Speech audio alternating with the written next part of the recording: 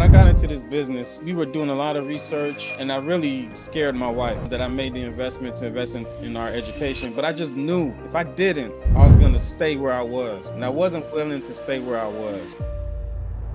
We have a lot of people that want to get into this business that haven't taken action. What's an action item or some area to get started with this pathway that you're on?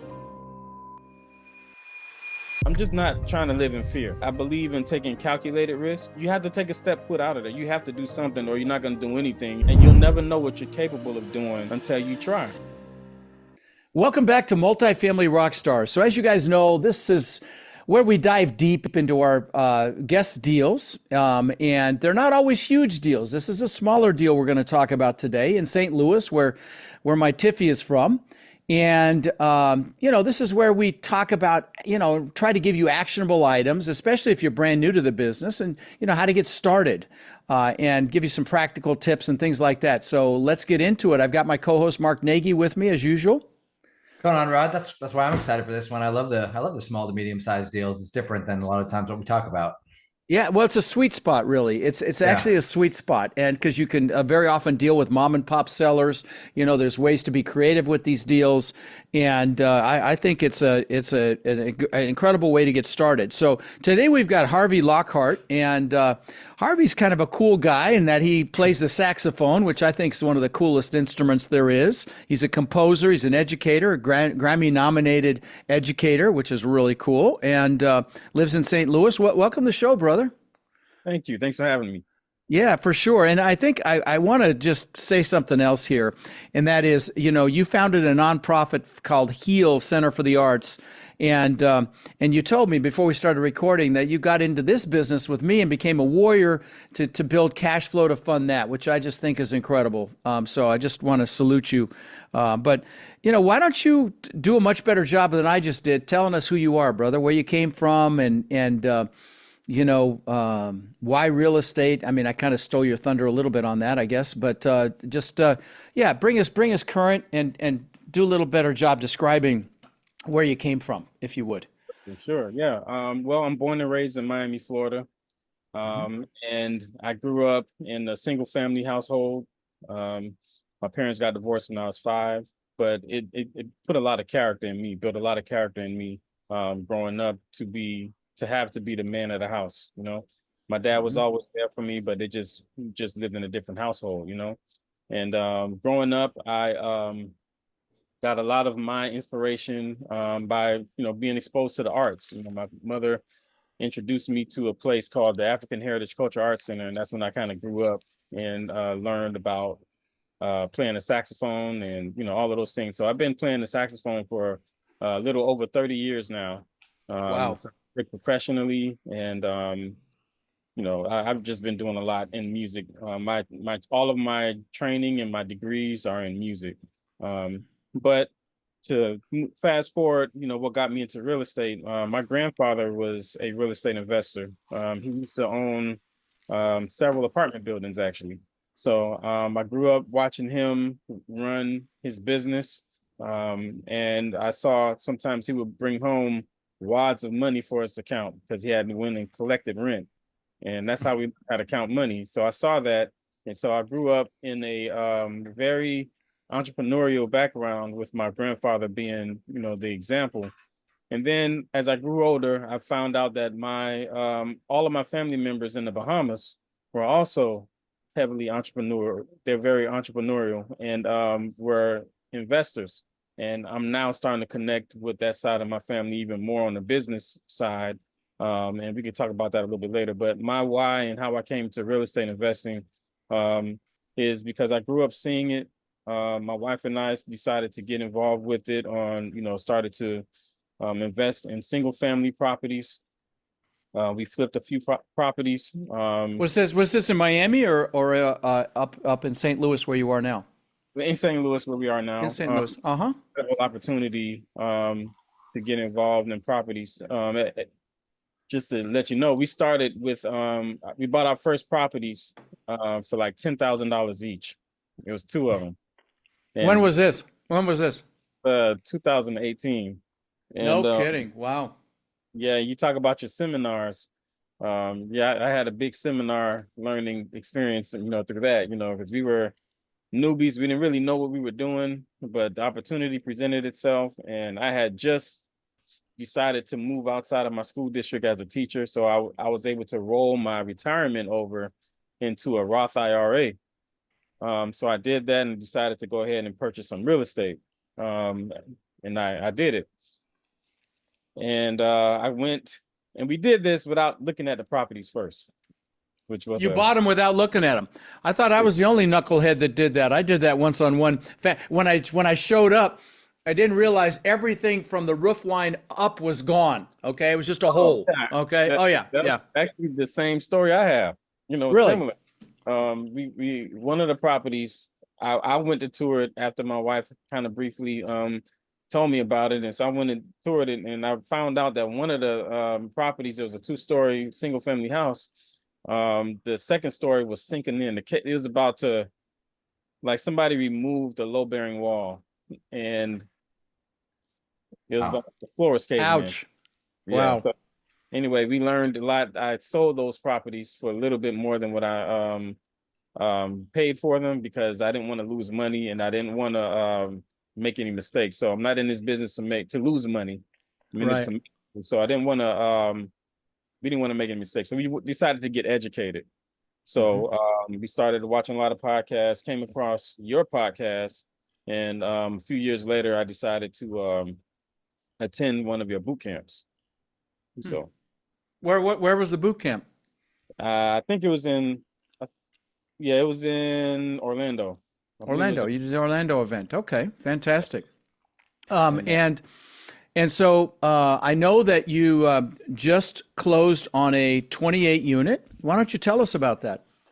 so one of the Warriors, Rasul, that I work with, he brought me into the deal, told me that somebody brought him a deal that he works with, and I said, okay, sure, I'll go and check it out. He said it was an opportunity for me to get into my first deal, because I've been actively working with some of our other warriors, trying to just get involved for my first deal, underwriting, learning about underwriting and all of the concepts that we need in order to be able to take down some deals. And the best way to get started is to just be invited to a team and just jump in.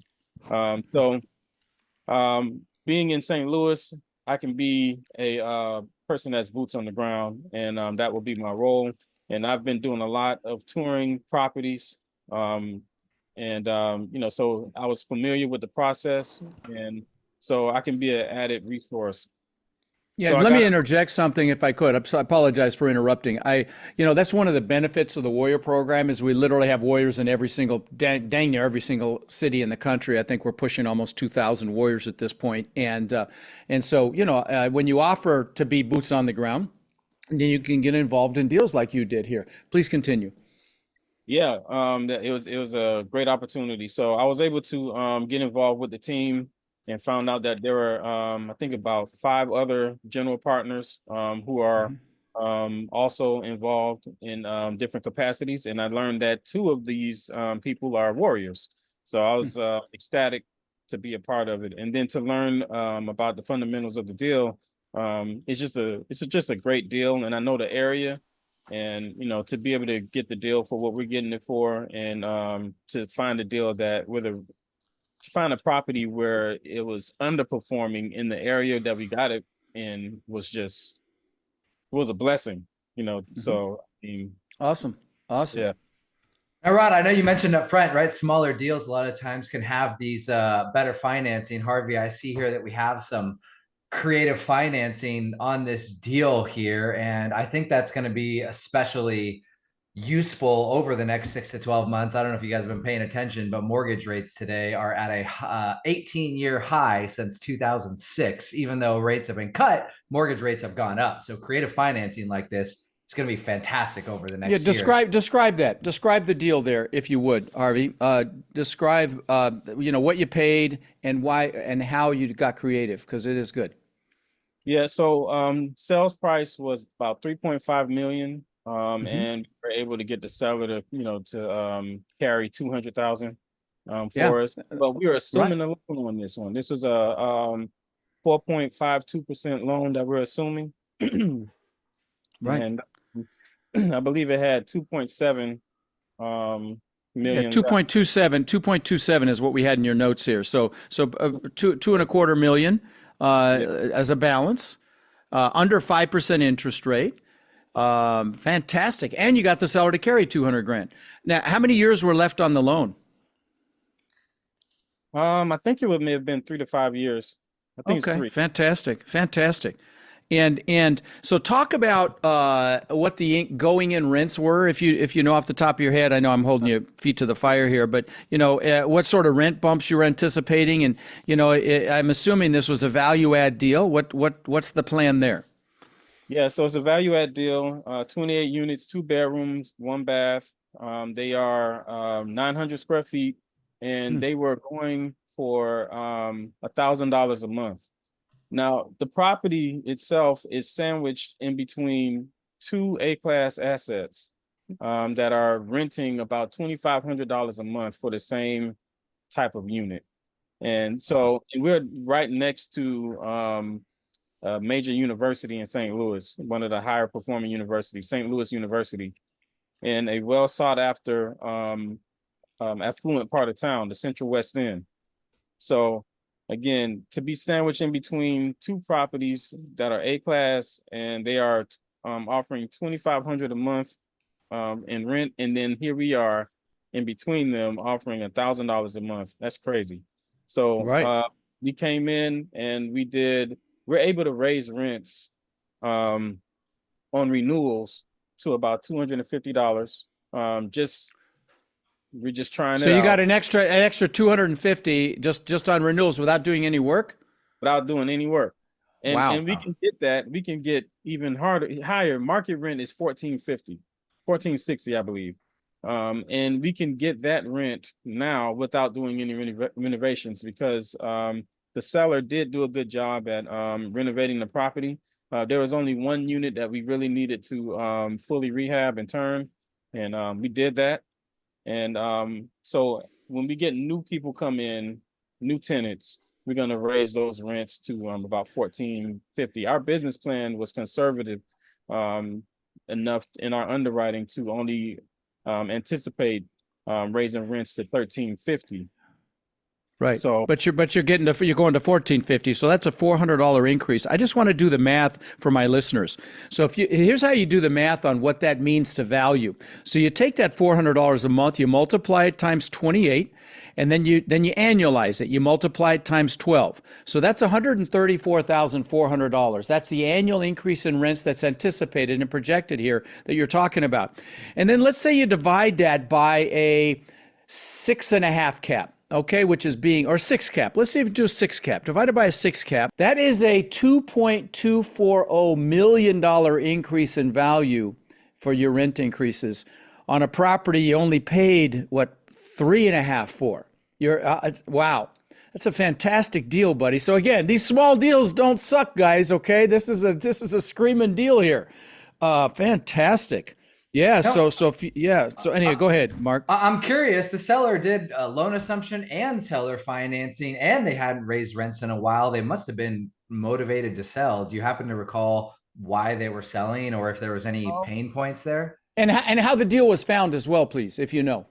yeah. So the deal was brought to us by actually a realtor. Okay. Who was good friends with the Market. seller. Yeah, he was Okay. good friends with the seller. And as we have gone through this process a little bit further, we found out that the seller had a couple reasons why he was selling. One is, he's about to go to prison for Oh. fraud. Okay. That'll do it. And then the other is that he just had so many properties that he really didn't need to. This is what I'm hearing. I don't know why. I mean, Okay. Right. didn't really managing them that much to the point where he didn't really feel the need to raise rents. He was more concerned with full capacity than he was with It's very common, by the way. That's very common where they don't want to screw with turnover and stuff like that. They'll keep the rents low so they don't have to deal with things. They can be a little less responsive on maintenance requests because the people know they're getting a good deal, and so that's very common. I want to add something. You said that a realtor brought the deal. That is actually a unique ninja strategy for finding deals. Okay, because here's the thing: very often, especially on these smaller deals, let's say somebody uses a broker. Let's say they own a 20 unit or a 30 unit or like this one, 28 unit, 10 unit, whatever. And they buy a house from a realtor, right? So when they go to sell their 10, 20, or 30 unit, they contact that realtor, residential realtor, who hasn't got a freaking clue what to do with the multifamily property. But they'll take the listing because they get paid if it sells. So they'll take it regardless. And that is a ninja trick. Whatever market you're in, guys, and this is along the lines of stuff that I teach at the Bootcamp, whatever your market you're in, create a relationship with a residential agent or broker. Let them know if they come across a multifamily deal. You'll let them write the contract, you'll spiff them, whatever. And you get some phenomenal deals that way. Sometimes some large deals. My friend Kevin, who owns a bunch of mobile home parks, got a 200 space mobile home park here in Florida that way as well. My brother bought his farm up in the Blue Ridge Mountains. It was in the wrong place, wrong MLS, all of that, and a very similar scenario. So that's, I just want to interject that. So Harvey, I know you're in that market, and you mentioned, boots on the ground as part of the role that you've been playing. Could you share for other people that might be playing a similar role? What does that involve in terms of the due diligence? Are you working with any contractors? What does the boots on the ground mean, and how have you been involved in that which process? is a great way to get involved in this business. So yeah, the great question. Yeah, so I've done a lot of things as in this role. Some of the things are, really, like you said, working with contractors, and then just being present, just walking around, seeing, like I noticed, because of the delayed maintenance that was happening on this asset, there were a lot of people just thought it was okay to, just dump their cigarette butts in the common areas. And I'm like, man, this is, we're not tolerating that. It's trash all over the place. People are, we have the dumpster in the back of the building, but they're going back there and they just putting their trash in front of the dumpster instead of, putting it inside the dumpster. And on top of that, the two property complexes that we're sandwiching, their tenants were doing the same thing because apparently our trash dumpster was closer to where it was. So, I mean, just being there and then we're getting called by the city and we're being blamed for, having all of the trash all over the place.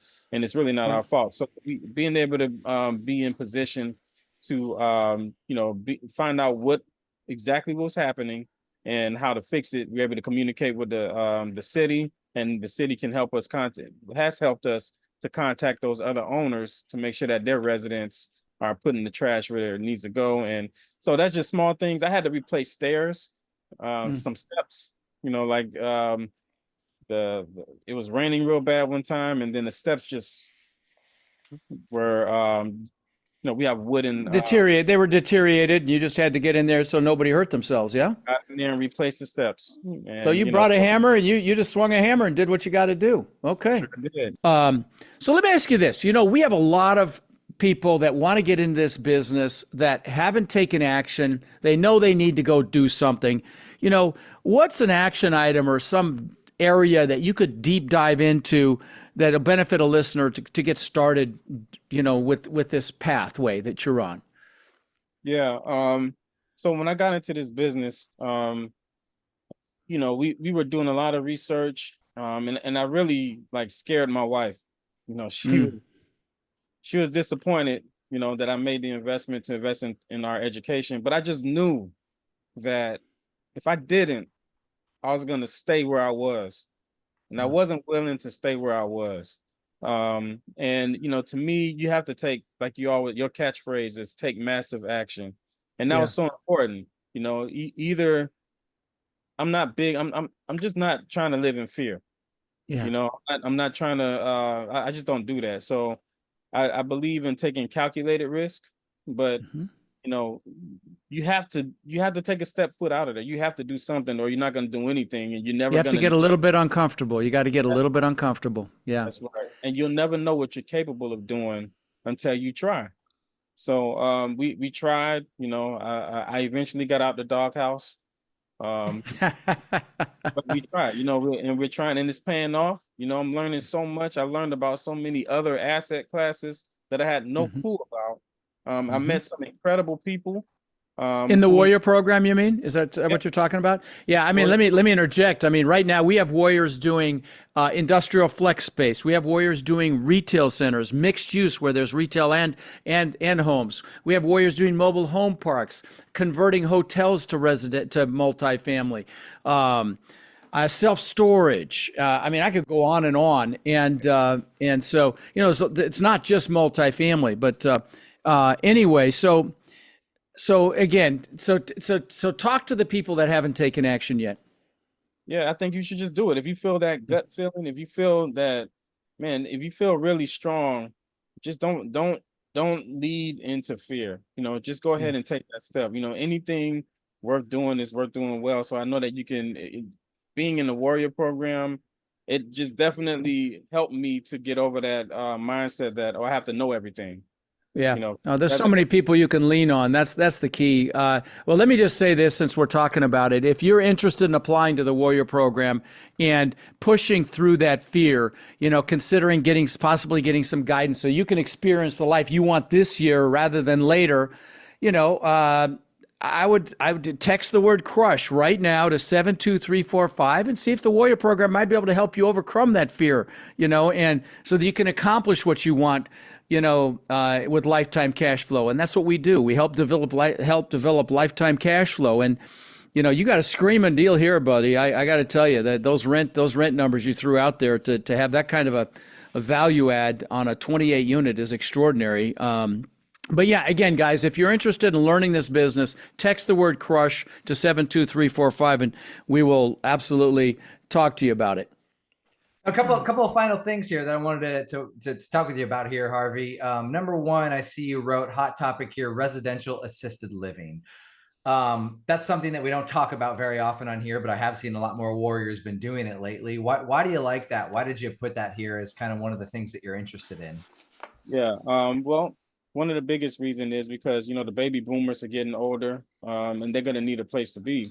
But the biggest reason is that I'm a caregiver for my mother. Um, Oh. she she lives with me now and has been for maybe almost 8 years now, and I've had to be a caregiver to her, and then made us, my wife and I, look into, there has to be an asset class or somebody that's investing in this, and we did learn about that residential assisted living, and it's an incredible investment strategy and asset class to get involved with. So So I you're paid. talking about taking a house and converting it to assisted living. Yeah. Yes. Yeah. Residential assisted living is incredible. Okay. And that's where you take a house and you basically fill up as many bedrooms as you can that you can and do assisted living in it. I've got a fantastic friend that has, I don't know, I think about 6 of those in Sacramento, California, and she kills it. I met her actually in Tony Robbins' mastermind, which costs a fortune, so she has a lot of money. And so I know that's a great strategy. You take a house, you convert it to assisted living. But I will tell you, in the Warrior program, we've got Warriors that are killing it in assisted living, larger facilities, and it's something I'm very interested in. I was very interested in it like 10 years ago. In fact, I had the domain name affordableseniorhousing.com. I let it go like a knucklehead, but I had that. I also went and got my administrator's license here in Florida. I did a 3-day class and I could be an administrator of an ALF. But that's something I'm very interested in personally, because there's a silver tsunami coming. Okay. And there's 8 million, 80 million. Is it 80 million? How many baby boomers are there? 8 million. I lose track. Can't be now. 8. It's got to be 80. 80. Yeah. 80. Is that, okay. So yeah, I think it's 80 million baby. Well, there's a ton. Let's just put it that way. Okay. There's a ton of baby boomers. They're getting old and they're getting cold. I want to do this south. Okay. Old and cold. But anyway, quick, if you live in a blue state as well, and you're dead set on investing in your backyard, it's a great strategy for blue states because you don't deal with evictions as much, obviously, for seniors. Right, They're right, typically right. more stable. So just as an aside, but No, no, that's very true. It's very true. Now, of course, there's liability involved. You got to take care sure. of grandma. I mean, you can't be a slumlord with assisted living. I have a real affinity for the elderly, which is why I looked into it 10 years ago. But well, I love it, brother. I think that's a great strategy for you to consider, and I think that could be an absolute home run. Quick before we end here, Harvey, for people that like your story, connect with you, want to reach out to you, where can they reach out to you? How can they do that? Well, you can reach me at by email at harveylockhart.com. Okay. On Okay. social media, Facebook, Instagram, HEA Okay. Lockhart, whatever. Okay. Love it, brother. Well, listen, I appreciate you coming on, my friend. It's great to see you, and excited to see where you take this, and love the why you're doing it. I mean, to me, that's the way of the world, man. Power moves to those who serve, and you serve. Anyway, I appreciate you coming on here, buddy. Thank you. I really appreciate the opportunity. Thank you. Yeah. Thanks, Harvey.